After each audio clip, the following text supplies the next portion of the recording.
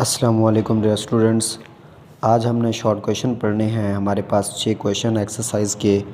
पहला शॉर्ट है define environment. Environment की तारीफ़ करें। The biotic and abiotic factor present around an organism are called its environment. जो बायोटिक और एबायोटिक फैक्टर होते हैं कि ऑर्गेनिज्म के इर्द गिर्द, वो उसका क्या होते हैं, इन्वायरमेंट होते हैं। मिसाल के तौर पर प्लांट्स है, एनिमल्स है, टेम्परेचर है, वाटर है, एयर है, ये सब हमारा इन्वायरमेंट है।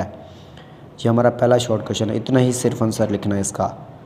दूसरा शॉर्ट हमारा है बायोटिक कंपोनेंट्स। 3 बायोटिक कंपोनेंट्स के नेम लिखने हैं।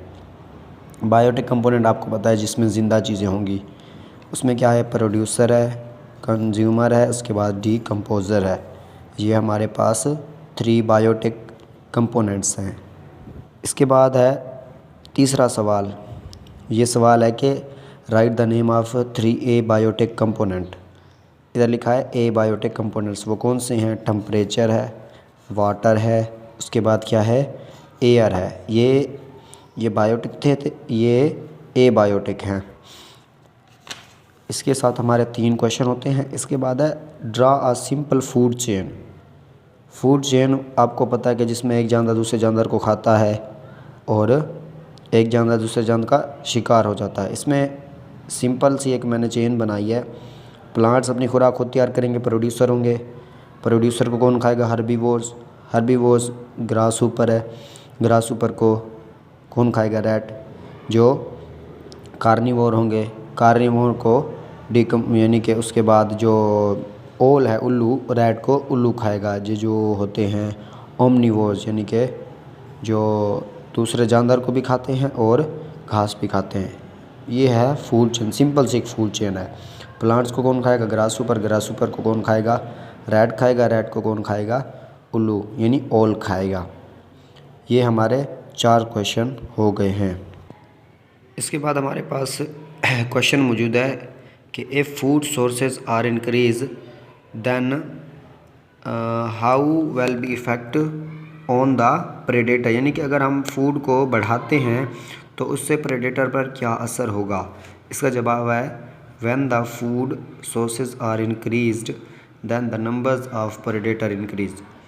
अब किसी चीज़ की खुराक ज़्यादा है तो वो बंदे भी उसमें, यानी कि उसको मारने वाला कोई नहीं है तो उसकी खुराक ज़्यादा है तो फिर वो ज़्यादा हो जाएंगे तादाद में।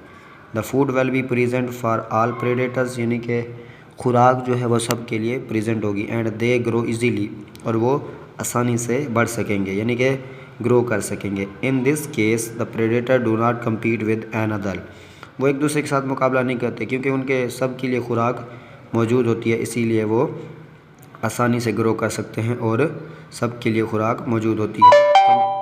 किसी के साथ कोई नहीं होता, कंपटीशन नहीं होता। इसके बाद हमारे पास ये लास्ट वाला क्वेश्चन मौजूद है। Human activities effect the ecosystem. सवाल है how human activity effect the ecosystem, यानी कि जो इंसान की एक्टिविटीज़ है वो इकोसिस्टम को किस तरह इफ़ेक्ट कर रही हैं। Due to some following activities the ecosystem is affected. ये टॉपिक में से ही सारे क्वेश्चन हैं। 3 मैंने ये लिखे हैं, आप इसमें से कोई से 2 कर लें। कटिंग ऑफ ट्रीज़, यानी कि दरख्त काटने से माहौल चेंज हो रहा है।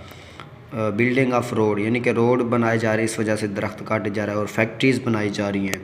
Building of roads and factories, road बनाए जा रहे हैं, फैक्ट्रीज़ बनाई जा रही हैं, इन सब से माहौल चेंज हो रहा है, इकोसिस्टम चेंज हो रहा है। कटिंग ऑफ फॉरेस्ट, जंगलात को भी काटा जा रहा है, बहुत तेज़ी से काटा जा रहा है डिफरेंट प्रोसेस के लिए।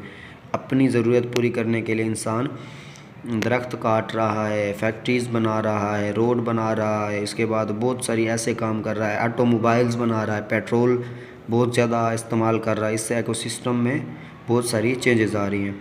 इसी के साथ हमारा दूसरा चैप्टर एंड हो जाता है और आज का लेक्चर जिसमें हमने शॉर्ट क्वेश्चन डिस्कस किए ये भी एंड हो जाता है। इंशाअल्लाह नेक्स्ट लेक्चर में मुलाकात होगी, तब तक के लिए अल्लाह हाफिज़।